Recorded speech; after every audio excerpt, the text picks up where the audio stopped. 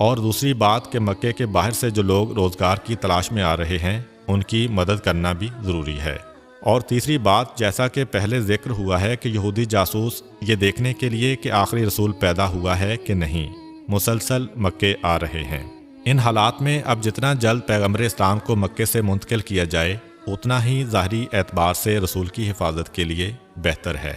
اگرچہ اللہ تعالیٰ ظاہر رکھ کر بھی پیغمبر کی حفاظت کر سکتا تھا، لیکن غیبت میں لے جانے میں بھی اللہ کی مصلحت ہے۔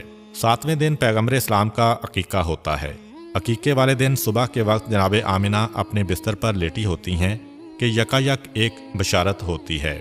جناب آمنہ جو پیغمبر اسلام کی والدہ ہیں اور دین ابراہیمی پر ہیں، اتنا تو سمجھ سکتی ہیں کہ بشارت کیا ہے، یہ جو آواز آ رہی ہے یہ کہاں سے آ رہی ہے۔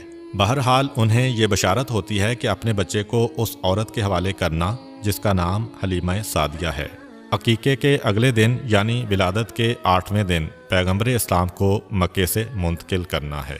جیسا کہ پہلے ذکر ہوا کہ مکے سے باہر قحط پڑا ہوا تھا، لیکن قحط نہ بھی پڑتا تب بھی عربوں کا یہ طریقہ تھا کہ سال میں 2 دفعہ موسم بہار میں یعنی سردی کے فوراً بعد اور موسم خزاں میں یعنی گرمی کے فوراً بعد جو آس پاس کے دیہات تھے وہاں کی عورتیں مکے میں آتی تھیں اور ایک ایک شخص کے دروازے پر جاتی تھیں کہ اگر آپ کا کوئی بچہ ہے تو ہمیں دیجئے، ہم اس کی پرورش کریں گی، اسے دودھ پلائیں گی، اور جو اجرت طے پائے اس پر بچہ ان کے حوالے کر دیا جاتا۔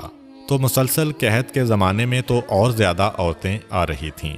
8ویں دن جناب عبد المطلب اپنے غلام کو بلا کر کہتے ہیں کہ جا کر مکے کے بازاروں میں، گلیوں میں اور جہاں یہ عورتیں جمع ہوتی ہیں وہاں جا کر معلوم کرو کہ کیا کوئی ایسی عورت ہے جو میرے اس بچے کو لے جانے کے لیے تیار ہو۔